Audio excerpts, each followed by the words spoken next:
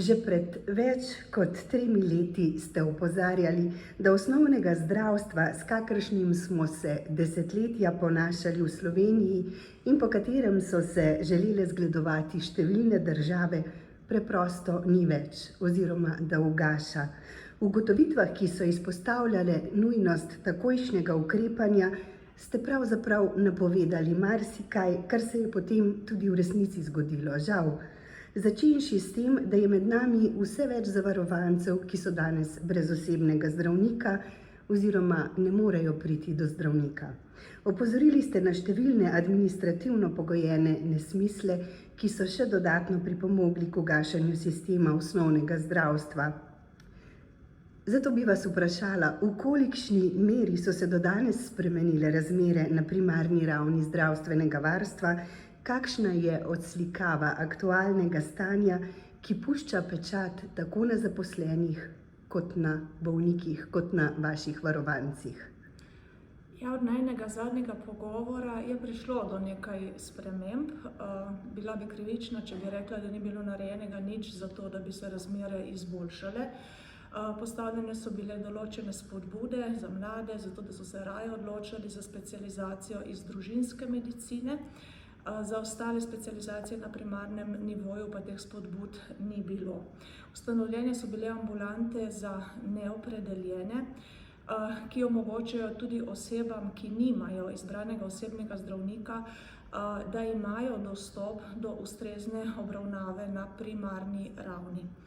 Glede administrativnih razbremenitev moram žal povedati, da tukaj nekih bistvenih korakov ni bilo sprejetih. Še vedno se utapljamo v tem z vidika zdravnika nesmiselnem delu, ne zato, ker so to storitve, ki bi jih ne bilo treba opraviti, ampak zato, ker bi jih lahko opravil drugi kader, zato da bi se zdravnik lahko posvečal dejanskemu kliničnemu delu s pacienti.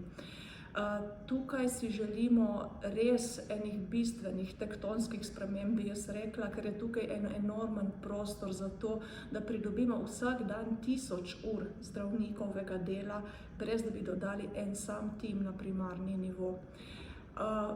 Pokaže se tudi, da želi država ojačati primarni nivo z dodatnimi kadri, tudi v ambulantah primarnega nivoja. Si pa tukaj resnično želimo, da bi se uredila tudi ta problematika prenosa kompetenc. Se pravi, da bi dejansko v time vstopali sodelavci, ki imajo kompetence za to, da samostojno opravljajo svoje delo in da za to svoje delo tudi prevzemajo lastno odgovornost. Samo dodajanje sodelavcev, ki prinašajo dodatno delo zdravniku na mizo, ne pripomore k dostopnosti. Spomnim se, da se je že leta 2021 tedanji minister za zdravje ukvarjal s strategijo za ureditev družinske medicine oziroma osnovnega zdravstva nasploh. Danes je predlog tega dokumenta spet na mizi, javna razprava je končana. Kaj menite, so strateške usmeritve za razvoj zdravstvene dejavnosti na primarni ravni tokrat prave, bodo zaživele? Usmeritve so vsekakor prave. Strategija zasleduje nek kakovosten, dostopen, celosten zdravstveni sistem na primarnem zdravstvu, je pa res strategijo najlažje napisati. Mi si zelo želimo, da bi v doglednem času, nekje v roku 6 do 8 mesecev, prišli tudi do akcijskega načrta, v katerem bi bili zelo konkretno navedeni koraki, ki bi zasledovali cilje, ki so v strategiji navedeni. Prav tako si želimo, da bi v tem akcijskem načrtu bilo določeno, kdo je odgovoren za posamezen korak in kakšen je rok, v katerem se bo ta korak tudi dejansko udejanil. Želimo si, da bi dobili na ministrstvu nek organ, neko strokovno telo, ki bi se ukvarjalo z tem primarnim nivojem, ker ga do sedaj ni bilo, ker samo na ta način bomo lahko zasledovali te cilje, ki so v strategiji napisane. Pa je bila tokrat stroka, naj govorimo o družinski medicini, o pediatriji, o ginekologiji ali o stomatologiji, aktivno vpeta v pripravo strategije? Bili so deležniki v bistvu iz vseh področji vključeni v samo pripravo strategije. Je pa res, da so določene specialnosti, kot je recimo stomatologija ali primarno porodništvo in ginekologija, pripravili svojo ločeno strategijo. Te strategije so že sprejete, za njih je že konsenz v stroki in pričakujemo, da bodo tudi te ločene strategije vključene v ta akcijski načrt, da bo dejansko pokrit celoten primarni nivo. To se nam zdi zelo bistvenega pomena, da se ne bi ta strategija sedaj razvodenela v neke parcialne ukrepe samo za družinsko medicino, ker je primarni nivo bistveno širši pojem kot družinska medicina. Tukaj vidimo tudi en poseben pomen medicine, dela, prometa in športa, ki lahko bistveno vpliva v obravnavo delovne aktivne populacije in zares zelo želimo, da bi tokrat ta strategija in naslednji akcijski načrt pokril to celotno področje. Ko ste omenili medicino dela, prometa in športa, bi vas vprašala, je tukaj mišljeno oziroma predvideno, da bi ta prevzela bistveno aktivnejšo vlogo v skrbi za obolele? Njihova strategija še ni dokončana. Zajema te cilje za bolj celostno obravnavo oseb, ker to niti niso bolniki, ampak lahko so bolniki, lahko so tudi zdrave osebe. Veliko želijo delati tudi na preventivi, več se želijo vklapljati v rehabilitacijo obolelih, za vračanje na delovna mesta. Sama strategija pa še ni sprejeta. Tako da verjetno bo ta strategija strani medicine, dela, prometa in športa potekala sedaj vzporedno, si pa gotovo na zbornici želimo, da bi bila potem implementirana v to skupno strategijo za celoten primarni nivo. Kako pa kot zdravnica v vsakodnevni klinični praksi izkušate bumerang dolgoletnega neukrepanja v zdravstvu, ki se danes še vedno oziroma vedno bolj kaže v neustreznih delovnih pogojih in v pomanjkanju strokovnega kadra? Čeprav bi lahko rekli, da je zdaj vendarle po dolgem času odločanje za specializacijo iz družinske medicine pogostejše, kot je bilo. To drži. Dejansko vsak ukrep, ki, bom rekla, razbremeni ali spodbudi mlade, da se za to specializacijo odločajo, je korak v pravo smer. Zdaj bom rekla tako, kako se to vidi v kliničnem delu. Vedno je isti problem. Na primarnem nivoju v bistvu imamo dve orožji v rokah. Eno je naše znanje in drugo je čas. Brez znanja ne moreš delati, brez zadostnega časa tudi ljudi ne moreš celostno obravnavati. Ob pomanjkanju časa se zgodi, da zaradi tega, ker nimaš na primarnem nivoju dovolj časa za kakovostno obravnavo človeka, poraste napotovanje na sekundarni nivo. In tukaj smo potem v tem začaranem krogu šibkega primarnega nivoja, ki se utaplja zaradi prevelike obremenitve in prevelike frekvence pri obravnavi pacientov, pride potem prvič do večjega napotovanja na sekundarni nivo in posledično podaljšanja čakalnih dob, drugič pa prelivanja pacientov v urgentne centre oziroma druga urgentna mesta. Zato mi tako poudarjamo, da je treba strateško razmišljati tudi o tem, da smo dolgoživa družba, da bo vedno več potreb za obravnava bolj kompleksnih bolnikov, se pravi starejših, polimorbidnih, take, ki imajo številne diagnoze, take, ki so nepokretni. Za te ljudi mi potrebujemo veliko več časa kot za obravnavo neke enostavne akutne bolezni pri nekem mlajšem odraslem. Če se bomo v strategiji zavedali, da bo potreba po hišnih obiskih, da bo potreba po paliativni oskrbi, bi morala biti tudi kadrovska mreža postavljena na način, da se bo vse to upoštevalo in da se bo potem omogočilo to bolj kakovostno obravnavo, ki si jo konec koncev želimo tudi zdravniki. Zdravniki si ne želimo biti administratorji, si ne želimo opravljati dela, kjer delaš kljukice, ne želimo si tega kaotičnega stanja medicine po mailu, ki je popolnoma neurejeno in ki potrebuje številne uravnave, izboljšave, ampak želimo delati s pacienti in z znanjem, ki ga imamo. Vsak korak, ki bi omogočal, ki bi nam dal nekoliko več minut na pacienta, bi bil korak v pravo smer, bi pripomogel k večjemu zadovoljstvu ljudi, bi pripomogel k temu, da bi se mladi lažje odločali za delo na primarnem nivoju in na ta način bi bistveno povečali dostopnost do zdravnika na primaru.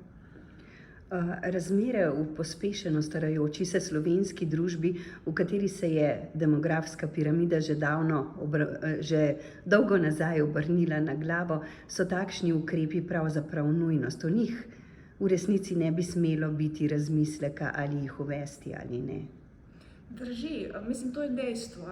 Mi se ves čas skrivamo pred tem dejstvom. Tudi te tendence, da bi moral zdravnik opredeliti več ljudi, kažejo na eno tako veliko sprenevedanje, na neko željo, da se sicer stvari birokratsko uredijo, da dobi vsak svojo zeleno kljukico v polju, ali ima izbranega osebnega zdravnika ali ne. Pozablja pa se, da se na ta način, ko se preveliko število pacientov opredeli pri enem zdravniku, dostopnost do tega zdravnika pravzaprav zmanjšuje. Jaz razumem problematiko tega, da nekdo osebnega zdravnika nima. Ne more se pa to reševati na način, da se še skrajšuje tisti čas, ki je na razpolago, zato da bomo vsi imeli izbranega osebnega zdravnika.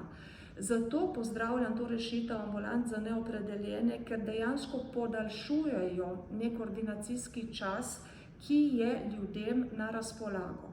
Na ta način, ko imamo mi več dodatnega časa, kjer lahko oskrbimo te ljudi, ti ljudje pridejo do kakovostne oskrbe. Drži, ni to družinska medicina, kot si jo želimo, ker se v teh ambulantah zdravniki menjajo. Ampak to niso edine ambulante, kjer se zdravniki menjajo. Imamo številne ambulante, kjer so zdravniki na bolovanjih, kjer so zdravniki na porodniških dopustih, kjer ravno tako ni zdravnika in se tam menjujejo kolegi, ki ga nadomeščajo po nekem razporedu. Umikati, zmanjševati dostopen ordinacijski čas samo s tem namenom, da bodo vsi imeli kljukico v polju, da imajo osebnega zdravnika, se mi zdi strokovnega vidika nedopustno. Tako, to bi bilo le nadaljevanje papirologije, ki jo je že tako ali tako preveč, papirnatega pristopa pri iskanju rešitev. Drži. Mene izrazito moti, da se tako malo ukvarjamo z vsebinskim vprašanjem primarne ravni. Jaz razumem, da politika mora imeti neke kazalnike, da so uspešni, in veliko število ljudi, ki nimajo osebnega zdravnika, je za politiko gotovo minus. Oni ne morejo prikazati tega, da uspešno rešujejo zdravstvo, če je tukaj minus. To je podoben kazalnik, kot so čakalne dobe. Daljše kot so, slabše je urejanje, oziroma to je kazalnik nekega slabega urejanja zdravstvenega sistema. Ampak dejansko, če pogledamo vsebinsko, ne moremo mi z nekimi statističnimi mahinacijami zagotoviti časa. Isti je ta vidik ambulant, v katerih naj bi se opredeljevali pacienti pri specializantih družinske medicine. To sicer bodo neke ambulante, ampak vedeti moramo, specializant je še vedno v poteku izobraževanja. Specializant je zaradi tega izobraževanja pogosto odsoten iz te ambulante. Če se specializant odloči, da se ne bo zaposlil v zavodu, kjer je imel odprto to ambulanto, bodo ti pacienti pristali ponovno kot dodatna množica pacientov nekemu drugemu zdravniku, ker morajo ostati na zdravstvenem domu. To so stvari, ki v bistvu na nek način statistično rešujejo sistem, vsebinsko pa ničesar ne rešimo. Gre v bistvu za prikaz dejstev na drugačen način, ampak dejstvo ostaja. Mi za obravnavo pacienta potrebujemo čas. Obravnava, ki je krajša od 15 minut, je v veliki večini primerov prekratka. Začenja se že 8. teden stavke zdravnikov, ki se odvija pod okriljem Fidesa. Ste se pridružili tej stavki oziroma ali podpirate to dogajanje, ki postaja vse bolj obremenjujoče pravzaprav za vse? Jaz delam v domu za starejše občane, tako da v bistvu imamo opravka samo z ranljivo populacijo, starejšo od 65 let, tako da pri svojem delu ne morem stavkati. Podpiram pa stavko prav z tega vidika, ker se mi zdi, da se mora v tem sistemu nujno nekaj spremeniti. 15 let aktivno prosimo, argumentiramo, naslavljamo različne odločevalce, deležnike v tem sistemu in vedno znova naletimo na gluha ušesa. Dejansko smo bili do stavke, niti ne do napovedi, ampak do resnične stavke s strani odločevalcev popolnoma neslišni in nevidni. Iz tega vidika si jaz želim, da bi ta stavka prinesla neke za sistem nujno potrebne spremembe, je pa ta stavka predvsem naplavila na plano, bom rekla, zelo dosti nekih frustracij, jeze, razočaranja pri zdravnikih, ki niti niso toliko vezane na same stavkovne zahteve, ampak na celotno stagnacijo oziroma nazadovanje zdravstvenega sistema. Tudi umiki soglasij za nadurno delo mislim, da presegajo okvir stavke.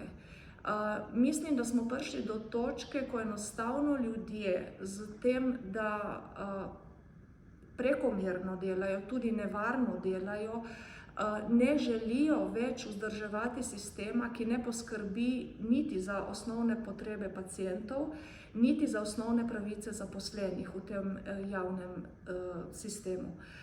Iz tega vidika tudi jaz stavko podpiram in sem tudi sama umaknila soglasje za prekomerno nadurno delo.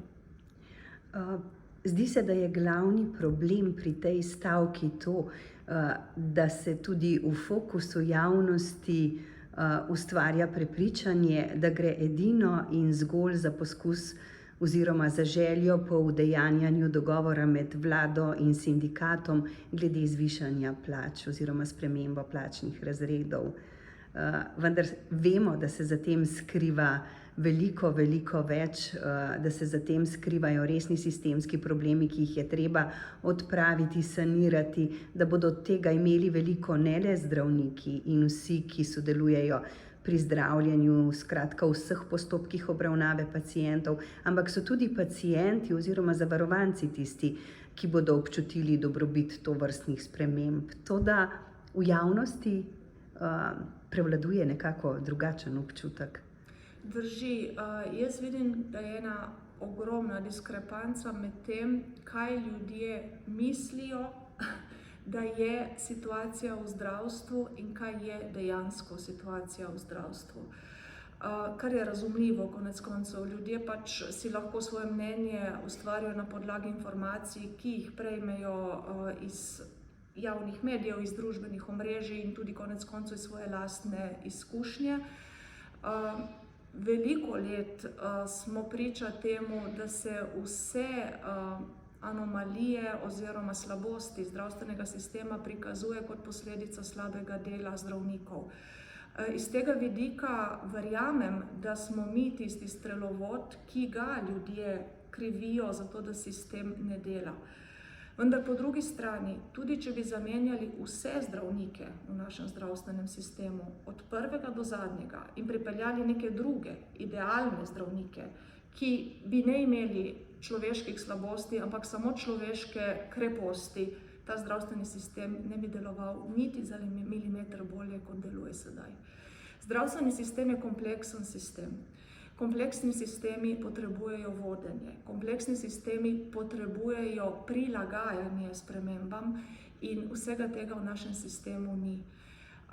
Brez temeljite analize procesov dela, brez prevetritve, odgovornosti, brez neke moderne informatizacije, brez tega, da se sistemi medsebojno povežejo, brez tega, da se vsa logistika prilagodi tej zdravstveni obravnavi, mi boljšega sistema ne bomo imeli.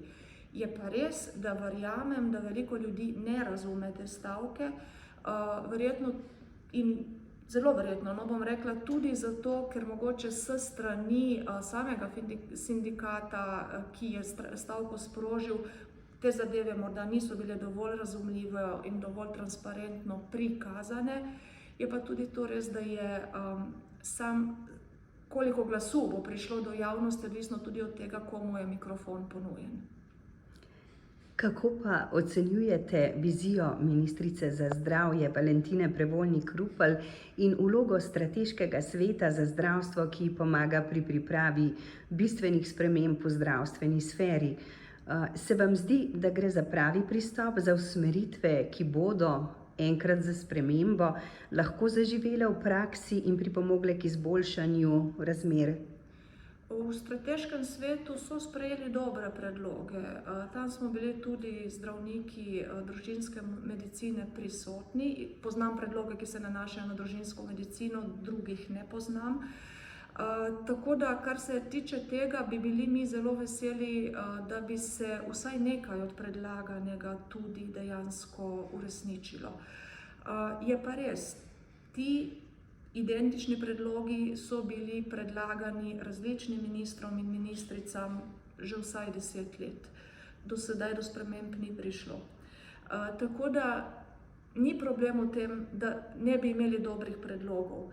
Problem je implementacija v prakso in tukaj še vedno čakamo. Mislite, da velja pričakovati, da bo tokrat vendarle prišlo tudi do implementacije, ki je več kot nujna? Ne vem, iskreno bom povedala, nisem prav velik optimist, ne bom pa rekla, da sem nad zadevo, nad stanjem obupala. Mislim, da vsakemu, ki pride, potrebno dati priložnost in mislim, da je potrebno vztrajati. Konec koncev do sprememb bo moralo priti, zdaj, če ne bo prišlo po neki regulirani poti, bo prišlo po naravni poti, te naravne poti pa se bojimo.